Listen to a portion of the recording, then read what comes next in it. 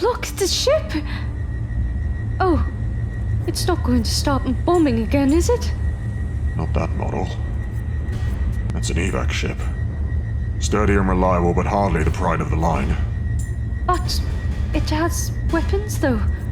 Shielding only, I think. Once it leaves planetary orbit, it'll be under military escort. It's getting closer. But there's still no sign of Grandfather. Oh, where is he? Let's go back to the bunker. Wait, Susan, we can't run. We can't run. But they'll see us at any moment. That's all to the good. I suggest we welcome that ship or flag it down for a pickup. No, we mustn't. Just hear me out. If we walk out into the open and welcome that ship, then we will be considered refugees and the evac team will take us on board. But if we run... It will look like we're rebels. Yes, I see. But what about Grandfather? I can't leave without him. And besides, we still haven't found the ship. Both valid points, I grant you, but I don't think the evac squad is going to be too interested in either of them. Besides, our options are rather limited. Even before you heard the ship, our life signs would have been picked up by their long-range sensors, so they already know we're here. So, the choice is simple.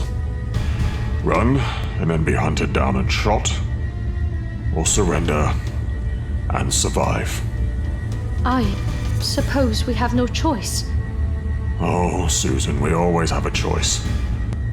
Owen made his, and from the little I knew of him, I'd say he didn't regret the choices which led to his death.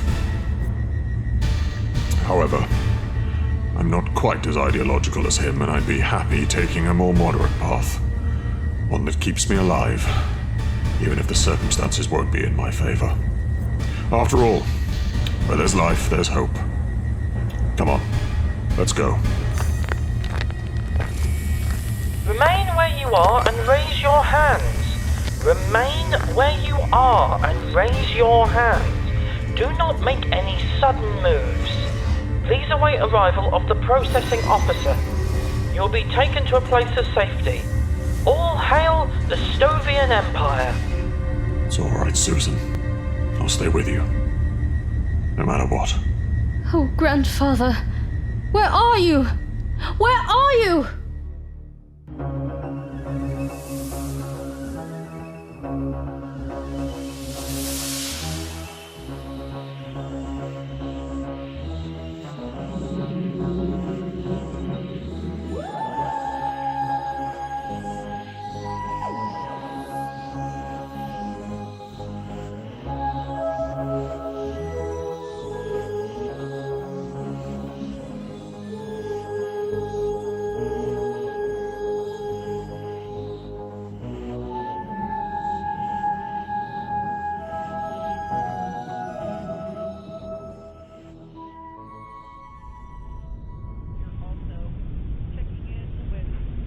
So, where are they taking us? One of the internment moons would be my guess. Oh, I thought they'd just take us to a neutral planet and let us make our own way to a place of safety. No such luck, I'm afraid.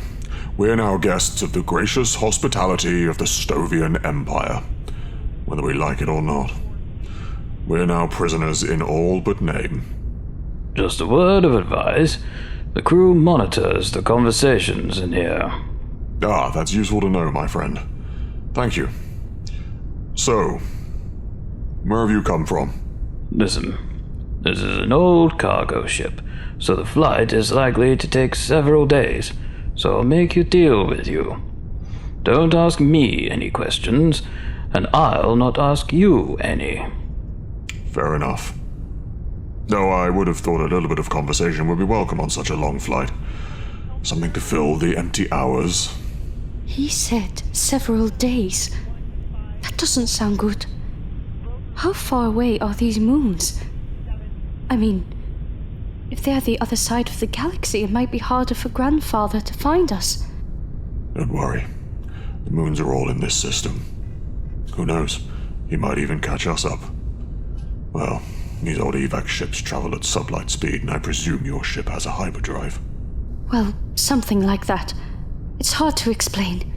Oh, I can't believe this is happening. First the ship and now grandfather. Susan, don't worry, it'll be okay. I'll stay close by, I promise. And who knows, maybe the doctor will recover the ship and rescue us. Remember, where there's life, there's hope.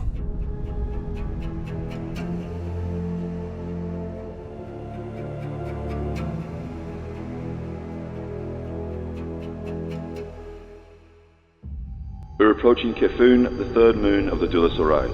Guards to exit ramps. I repeat, guards to exit ramps. Passengers, please ensure your safety harness is buckled. I repeat, ensure your safety harness is buckled. Thank you for your cooperation. Well, looks like our journey's finally over. The food wasn't so bad, and if it wasn't so cramped in here, one could almost say it's been a pleasant journey. Susan? Sorry, Greshem. I wasn't listening. Thinking about your grandfather. Well, hopefully it won't be too long before you're reunited. I hope so too. But I'm really beginning to worry. It's nearly been 3 days, and there's no sign of him. I think something must have happened. Oh, I can't bear to think of him in trouble and all alone. Susan, I know you're worried. Don't lose yourself in speculations. They'll just make you more anxious. From what you've told me over the last few days, I imagine he's not the sort of person to give up easily. So if he is in a spot of bother, he'll be determined to get out of it because he knows you need him. Please disembark in an orderly manner. When you reach the gate, present your ID badge to the guards, who will assign you to your transport.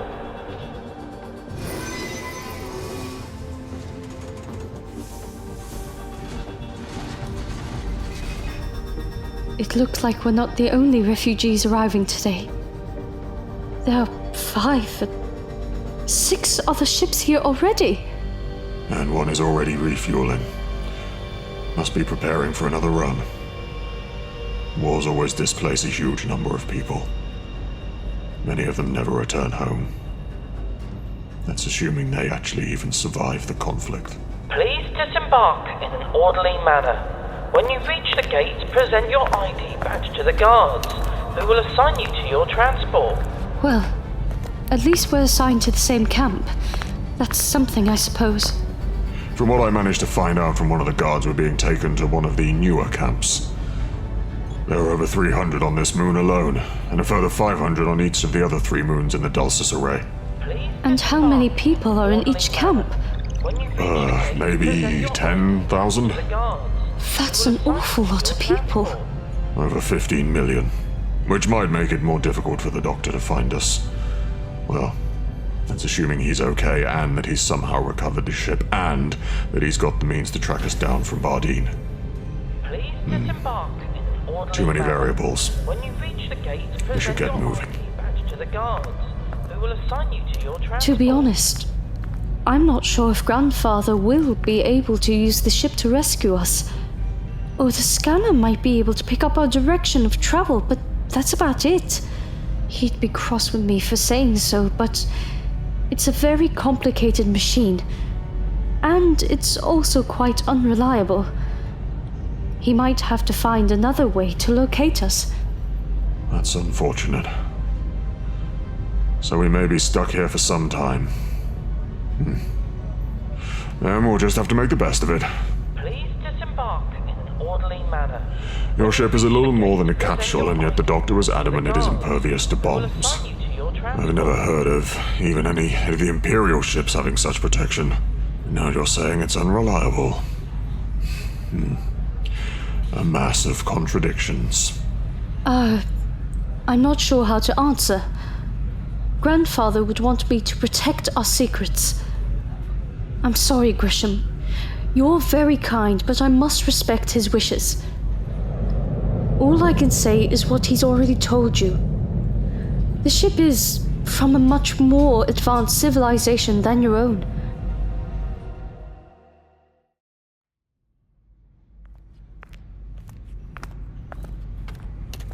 Oh, hi everyone.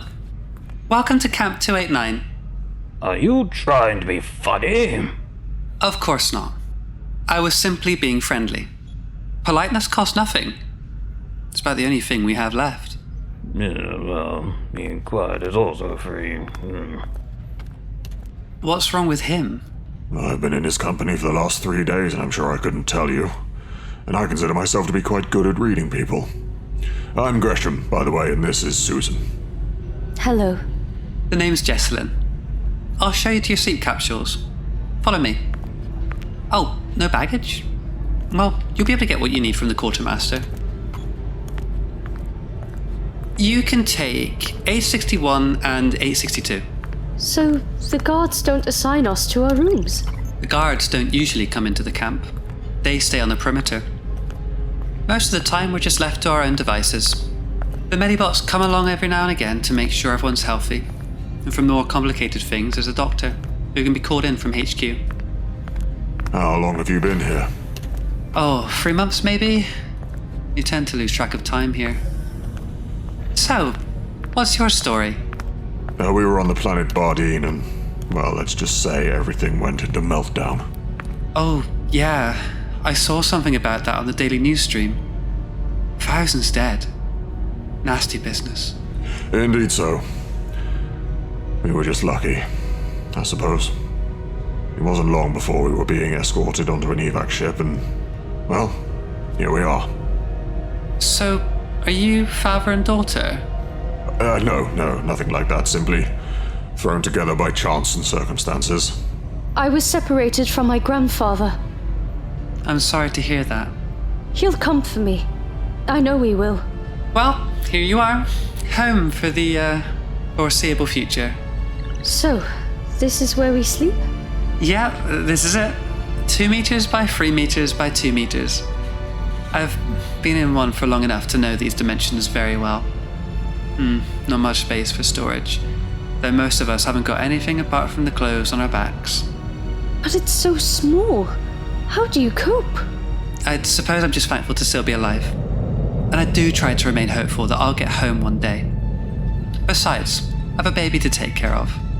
I just have to focus on looking after him. I've seen a lot of people broken by this war. Broken in spirit. It would be too easy to go the same way. I admire your wisdom and determination, Jessalin. I hope that we can learn from your approach. Oh, well, I suppose it's about trying to live in the present moment. Listen, I ought to get back to the baby. Padash, one of the older women here, is minding him for me. That's the only light in our darkness. At least there are still some good people around who look out for each other. I'll see you later. She seems nice. I'd go so further as to say, well, remarkable is the word. Well, which pod do you want? They're both as awful as each other. I don't suppose it matters. Susan, try not to worry. Your grandfather will come for you, and in the meantime, I'll look out for you. And by the sounds of it, so will Jessalin.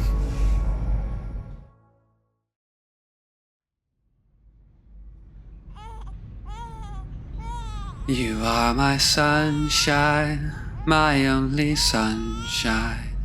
You make me happy when skies are grey. You'll never know, dear, how much I love you.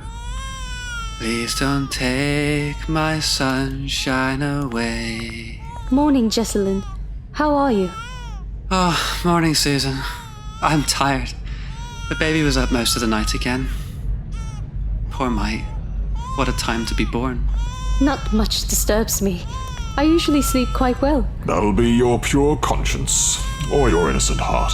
Oh, Greshem, there you are. You must have been up early. I was indeed. It's the only way to stay ahead of the game. Morning, Jessalin. And how's the baby? Still practicing his nighttime singing? It's a wonder I ever get any sleep at all. Susan, I don't suppose you'd be willing to take him for an hour, just so I can get a rest? Oh, I don't think I could. It'll be fine. Childcare is a natural instinct. Oh, it's all right, Jessalin. I'll take him. Come here, little man. I'm a bit rusty, I'll have to admit, but I think it'll be fine. Go on. You have a rest. Well, Greshem, seems you have the gift. I'll see you later. Many thanks. He seems so content. How do you do that? Well, it's experience. Everyone has a past, Susan, and you don't know all about mine. Well, not yet. Anyway, now we're alone, I'd like to talk to you about the future. Our future. Oh, I see. Are you sure we won't be overheard? This part of the camp isn't very crowded at this time of day. I think we can take the chance. However, we probably shouldn't talk for very long. Just in case. So? Have you found out anything? A few things. The guards are on late shift. They're usually quite bored by dawn. Well, I can't really blame them. So it seems they're quite open to a little bit of a chat, which is lucky for us. Anyway, it seems that there are fewer evac ships coming in at the moment. Is that a good thing, do you think? No way of telling for certain. Well, you've been watching the daily news streams too. The war continues as before. I suppose it may mean fewer people have survived most of the recent battles. After all, no one bothers to airlift the remains of the dead to safety. I suppose not. But it could mean that the Magenta faction has the survivors instead. Yes, that's also possible. You said you learned a few things. What else did you discover? Have you found out the process we need to go through to get permission to leave this place? Leave. We don't. The official position is that we're here until the Magenta War is over. The moons of the Dulcis array will be used to house all of those displaced by the conflict. And the unofficial position? You're a smart girl, Susan. All of us who have been brought here for our safety will be expected to pay back what we've received. Do you mean this will become a labor camp? Yes. Well, that's the Stovian Empire for you. When we arrived here, you said that across all 4 moons, the camps probably hold about 15 million people. That's a lot of people consuming a lot of resources each day. I wonder why the Empire hasn't already put us to work. Oh, I can answer that one quite easily. Because observers from the Interplanetary Peace Convention monitor the camps, and the Empire can't afford any adverse publicity. However, if it wins the war, the IPC observers will leave, and then the Empire will be in a stronger position to do exactly what it wants. Oh, but that's so cruel and calculating. Agreed. It's the sort of scheming and heartless exploitation that caused the Magenta War in the first place. You've never really explained the war to me in detail.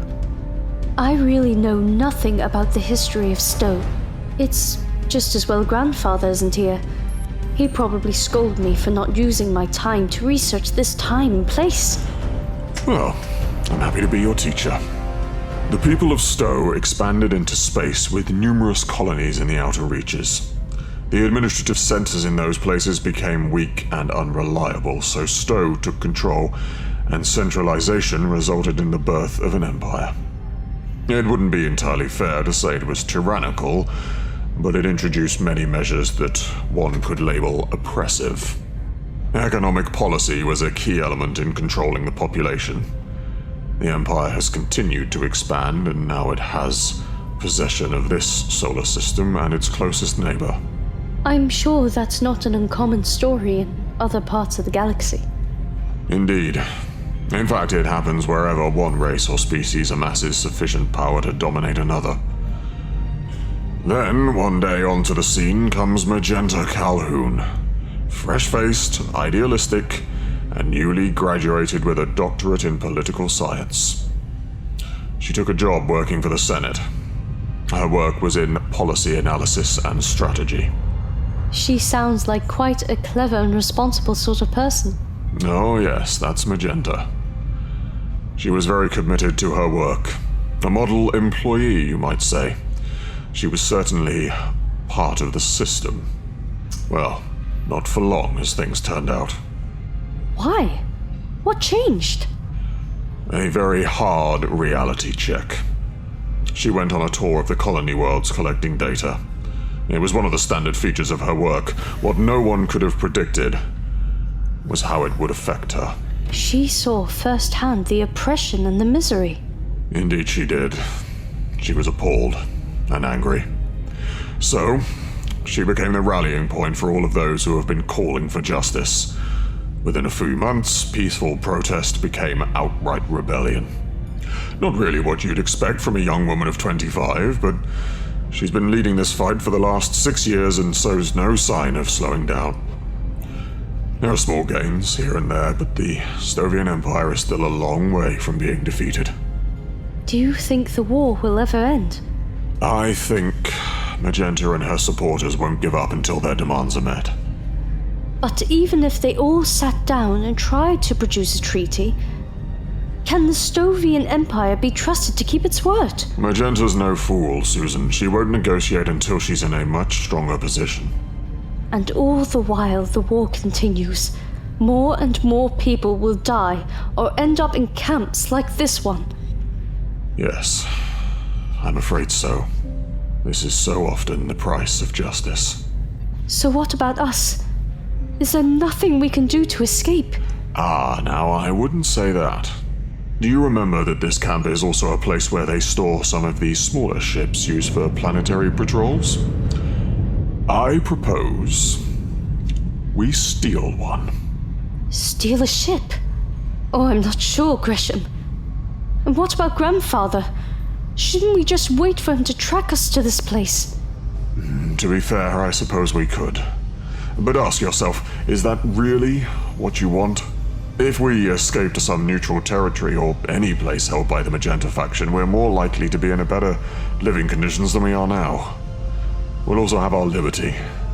Better to be free while we wait for the doctor, even if it means it might make it harder for him to find us. It's worth considering, I suppose. Well, let's review the facts. We've been in this camp for 3 days already, and so now it's been 6 days since you were separated from your grandfather.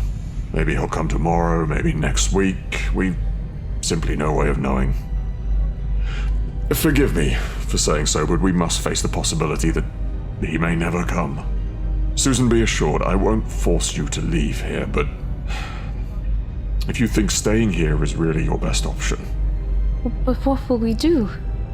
Well, I shall stay by your side. Conditions here are tolerable, but I can't in all good consciousness abandon you now. It wouldn't be right. If this place is going to turn into a prison camp in all but name, I suppose we have no other choice than to try and escape before movement around the camp becomes more restricted. That would be my feeling too. You know, I can't make any promises, but I will do my best to get us out of this place. Susan, are you ready? Not really. Are you sure this is going to work? I'm not sure of much these days, to be honest, but let's give it our best shot. It should probably take us about 20 minutes to get to the hangar.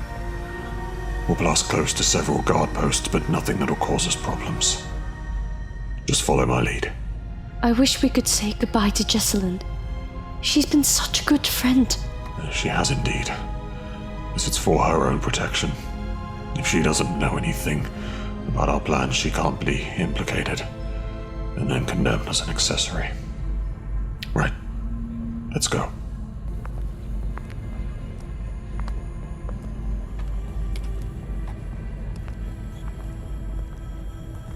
Well, here we are. How do we get in? Let's see. Got it. We'll circle round and come in through the main hangar doors. I imagine they stay open, shouldn't take us too long. But what happens if the ships are going in and out? I think it's unlikely. They only do runs during the day. We'd hear them in any case. They're noisy at the best of times. Let's try along here. We should try and keep as close to the Evac ships as we can. That should cover any signs of our movement. It doesn't look like anyone's here. Maybe not, but let's not take any chances.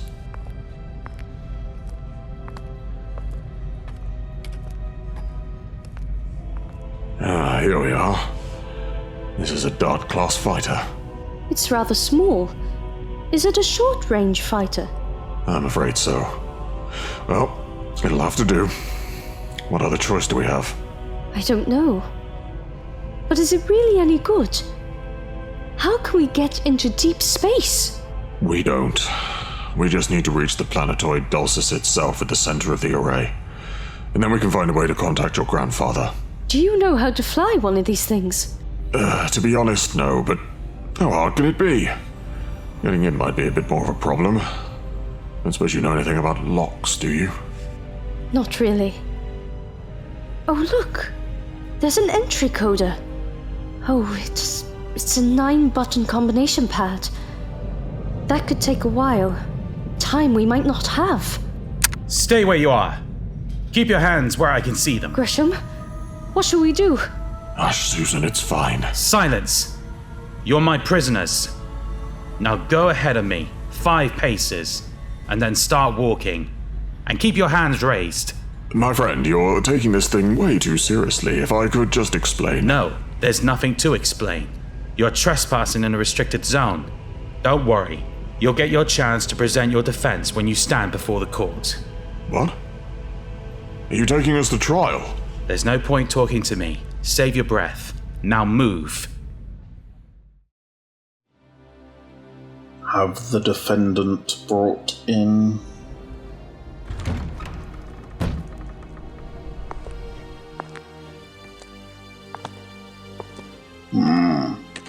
Now, let me see. Rufus Rix, 7 years old. Yes. Stealing a piece of bread. Well, boy, what have you got to say for yourself? Please, Your Honour. Bar's very hungry. I dare say boys are always hungry, so that hardly justifies your behaviour now, does it? Now, you've been at this camp for 2 months, haven't you? So you know the rules. Yes, Your Honour, I do. And I can see from your file that you were assessed by the Medibots upon your arrival. Now I'm sure you're aware that the Medibots are entirely impartial. They determine the needs of each person living here on Kifoon. I presume you don't think you're better qualified than our advanced robots to judge such things. Well, no, Your Honour. Then you really should stick to your nutrition plan, shouldn't you? Yes, Your Honour.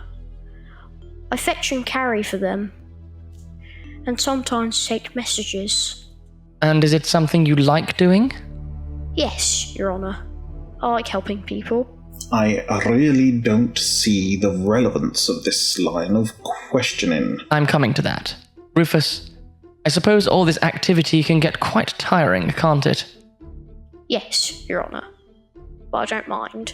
I'm pleased to hear it. And I suppose all this extra activity also made you very hungry.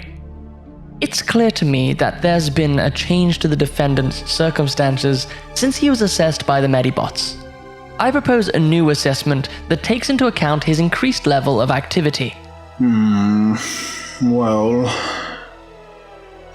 I suppose I can agree to that. However, that doesn't satisfy the demands of the law here and now. He shouldn't have taken the extra bread. He should have made a formal request to legitimate authority.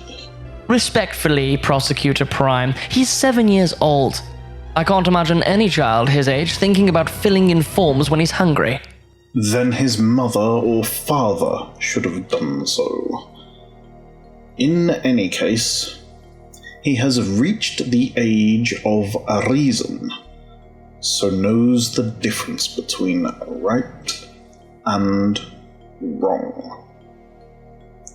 I move that he be sentenced to a week of community service. In a sense, he's already doing that by helping the old people in the camp. It would be a pity if they lost his support because of the terms of his sentence. Perhaps we could leave him free each afternoon, so that he can still run errands. Advocate Prime, may I remind you that this is meant to be a punishment and a deterrent. Oh, very well. I'm willing to agree to half days if you agree to extend the sentence to 2 weeks. Agreed. Let the court record show that Rufus Rick is sentenced to 2 weeks of community service, being 4 hours a day, to begin with immediate effect. Take the prisoner down. Well, that was satisfactory. What's next? Let me see. Yes, a girl and a middle-aged man caught in the act of trying to steal a Dart-class short-range fighter yesterday. So straightforward then.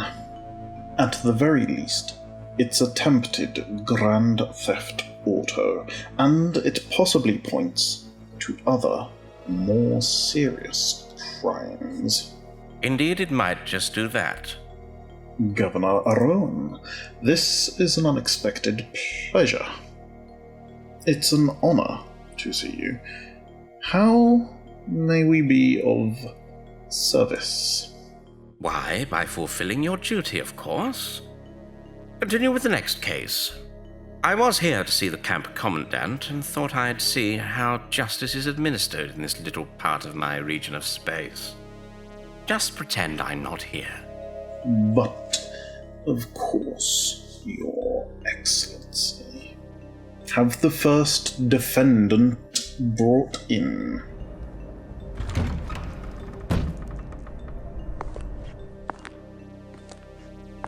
Stand there, girl. With your permission, Your Excellency, I think we should hear from the arresting officer. Step forward. Now, you were the guard who captured the accused, correct? Yes, Prosecutor Prime. Private Durkin. Well, Private Durkin, you've done a great service to the Empire by capturing the accused and her accomplice. I shall recommend that you receive a commendation. Thank you, Prosecutor Prime. We have your written report, but for the purpose of this hearing, can you tell us what happened? Of course, Your Honor. It was 2200 hours.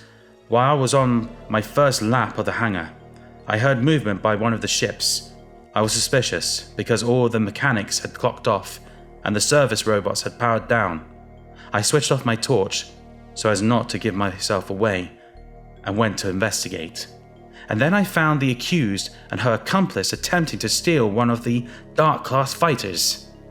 And then you surprised them and made your arrest. Good. Well, girl, you have heard the evidence against you. All very clear. So you are charged with attempted grand theft auto. How do you plead? It's true. I wanted to leave. Is that so wrong? It's awful here. Such ingratitude. You have been housed and fed, and you dare to say that? In fairness, the sleep capsules are rather small. I understand that most people spend their time sitting in the communal spaces. Yes, they do. Sitting idle. Apart from watching the daily news stream and getting updates on the war, there's nothing to do here. Don't be impertinent. Now, let's get back to the matter in hand, shall we? You were trying to steal a ship. Well, Oro, really. I had no intention of keeping it. I just wanted to leave here and try and find my grandfather. I see. And what about the fuel? Were you planning to pay for it? Well, I hadn't thought about that. What a casual attitude you have towards other people's property. It's not like that. It's not as if I wouldn't pay for it if I could. It's just that... This is a terrible place and you had to get away. Yes, you've already made your feelings perfectly clear. And what if everyone felt as you do? What then? There'd be chaos. Susan, it's natural enough that you wanted to be reunited with your grandfather, but the Prosecutor Prime is right. If everyone were to try to act on their own wishes, then things here would get rather messy very quickly. You do see that, don't you? Yes, I suppose I do. Ha! You don't sound very convinced. Now, can you tell us about your accomplice, Greshem? Not much, really. When we arrived on Bardeen, we were exploring the ruins, and that's where we met him. Within moments, ships came and began bombing the city, and Greshem led us to the place of safety. I think he's originally from Stowe, but moved to Bardeen about 2 months ago to escape the war. He managed to get a job with a person called Joliffe Mantine. Joliffe Mantine? Really? The famous zillionaire? The man with multiple business portfolios? The man who can buy the best of the best? He just decided to hire some random refugee on a whim? Oh, I don't think it was on a whim. Mantine wanted someone to research his family tree, and Greshem was qualified to do it. How very convenient. This sounds too much like a coincidence to be true. I suspect something else has been going on. What do you mean, Your Excellency? Forgive me, I'm not sure I follow you. A conspiracy, Prosecutor Prime. A conspiracy. The charge sheet for both defendants gives only a first name, and there seems to be no data on anyone in the Empire whose first or last name is Greshem. And then there's this girl. So my question to you, girl, is... Susan who? What is your full legal name? I can't really tell you. It wouldn't make sense to you. I don't think it could even be written down in your script. If you want to call me anything, then it's Susan of the House of Longbarrow. House? Let the record show that the defendant claims to be from a noble family. Longbarrow? Longbarrow?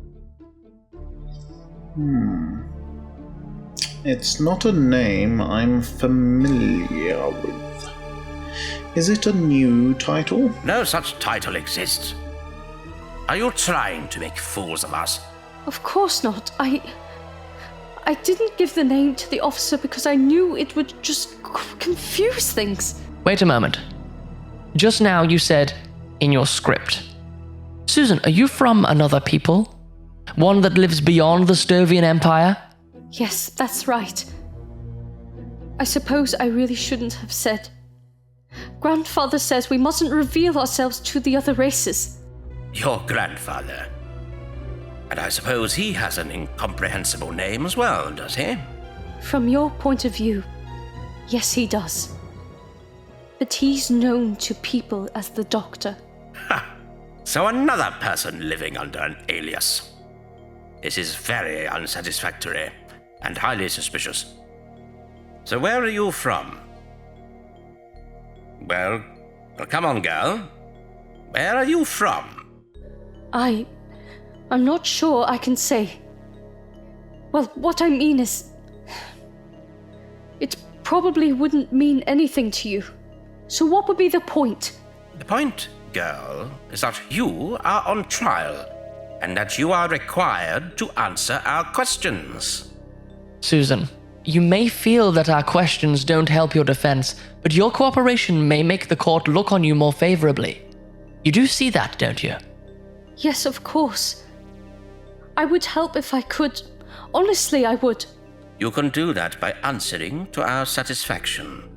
And so far, you have failed to do so. All I can say is that I came here with my grandfather. Well, we didn't intend to. We wanted to go to the Eye of Orion, but something went wrong with the ship's navigation. So you claim to have entered Imperial territory by accident. I see. Well, whether by accident or design, you have broken the treaty established between the Empire and the other planets of this galaxy. The Torlok Accord states that until the Magenta War is over, Stowe and all its dominions is off limits to aliens. I didn't know that. Ignorance of the law is no defense. That principle applies properly to adults, and she's clearly a minor. If anyone is at fault, it's her grandfather, since she was in his care. Ah, yes, her grandfather. This doctor fellow. So, where is he? Do you know? I don't. He was left behind when we were evacuated. He might still be on Bardeen. I'm really quite worried about him. You should be more worried about yourself. Prosecutor Prime, Advocate Prime, I think the pieces of this puzzle are beginning to fall into place, in spite of this girl's unwillingness to cooperate. The only thing she's admitted to is to being an illegal alien, she and her mysterious grandfather. She also claims that Greshem is Stovian, and that he works for Joliffe Mantine. We know that Greshem is undocumented, and it's safe to assume that we don't know who he really is. And then there's his employer, one of the wealthiest men this empire has ever known. I've wondered for a while whether Joliffe Mantine is quite the respectable businessman he seems to be. No one gets to be a zillionaire without getting creative. He's probably concealing his true income to avoid paying tax, and using the black market to keep down the running costs of his businesses. Forgive me, Your Excellency, but your comments could be considered slander, and Joliffe Mantine has a very good legal team. Oh, be quiet. I'm an Imperial Regional Governor, and I have every right to voice my concerns about any citizen. But of course, Your Excellency. You certainly have that right. So, what is your theory? That it all fits together perfectly. All four are links in a black market supply chain. Greshem is the go-between, what I believe the criminal underworld calls a fence. Goods are brought into Imperial space by this alien girl and her grandfather. And as for Joliffe Mantine, well, he's the client, able to stock his businesses with cheap goods. So what have you got to say for yourself, smuggler? No, I'm not. How could I be? I know nothing about Mantine. I didn't even know about the war until we arrived on Bardeen. What do you think I've been supplying? We are here to ask the questions, young lady. And you're here to answer them. A minor? She's hardly a big-time gangster. You honestly think this girl could be a key part of the black market supply chain? It seems unlikely. Oh, open your eyes. For centuries, criminal organizations have used urchins on the streets of Stowe to smuggle their goods. So is it so hard to believe that a girl like this could be part of an illegal galactic supply chain? But I'm not a criminal. I don't even know any. I'm not sure what else you want me to say. I've told you the truth. This is a court of law. Only statements that can be verified will be taken as facts here. The burden of proof lies on your shoulders. You have to prove you are what they claim to be. Innocent. I don't see how I could possibly do that. I thought people were innocent until proven guilty. That's usually how it works. Maybe we should be looking for Susan's grandfather. Perhaps an interview with him will clear this mystery up once and for all. Yes, I could authorize a search, but is it a good use of our troops? This man called the Doctor could have moved on from Bardeen and be at large anywhere in the Empire. For all we know, he may even have returned home, leaving Greshem and the girl to their fate. Grandfather would never abandon me. Never. He'll come for me. I know he will. I'm pleased to hear it. It will make capturing him so much easier. We won't have to expend valuable resources in hunting for him. Your Excellency, there is a further point to consider. Maybe MacSeain is using the black market economy to bankroll the Magenta faction. You believe MacSeain to be a traitor? Let the court record strike that last entry. You forget yourself, Advocate Prime. In this sector of space, I am the law. Let the record stand. Yes, this conspiracy grows by the moment. Prosecutor Prime, tell us more about your theory. As you know, one of the reasons for the Torlock Accord was to prevent weapons being brought into Imperial space. We had hoped that this would cut off the Magenta faction's access to guns and fighter ships, but they seem to have more than ever. At this rate, our own forces could be in real danger of being overwhelmed and defeated. So the question is, where are these resources coming from? Maybe some of them are obtained through an illegal supply chain, but others could be manufactured here, right under our very noses. Joliffe MacSeain has the finance and the factories to produce weapons. Your Excellency, as much as I respect the Prosecutor Prime, I can't support this theory. MacSeain Industries supplies weapons and medical kits to our own forces. It would make no sense to also stock our enemies with such things. You clearly don't know much about the murky world of business. It's in the interests of arms producers to see the war continue indefinitely, so that they continue to see a profit. The Prosecutor Prime is right. War supports the arms trade. The Prosecutor Prime is right. War supports the arms trade. However, we should take into account the fact that Joliffe MacSeain has only recently begun to turn over some of his factories to the production to arms. And that was on the direct orders of the Senate. Well, there remains some question marks hanging over MacSeain, but let's return to the defendant. Her case is more easily concluded. Well, girl, you've heard the charges against you. Attempted grand theft auto, smuggling, and treason against the state. How do you plead? Not guilty! I haven't done anything wrong! How can you say that in the face of such compelling evidence. As a point of order, the compelling evidence only applies to the first charge. The second and third charges have yet to be proven.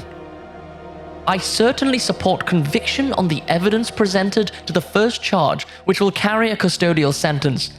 We just have to decide how long that should be. She is a minor, so I would ask that to be taken into consideration. Please, don't do this. I'm honestly not plotting against your empire. Maybe I should have tried to explain to someone in authority that I needed to leave. But I really don't think anyone would have listened. Don't be impertinent. Why are your needs more important than anyone else's in this camp? You took matters into your own hands, and now must accept the consequences of your actions. You will receive an appropriate sentence, and while in custody, we can gather evidence to support the other two charges. Perhaps Gresham's trial will give us all the information we require to secure convictions for you both. I'm just a traveler who got lost. All I've ever wanted to do since I came to your empire was to leave.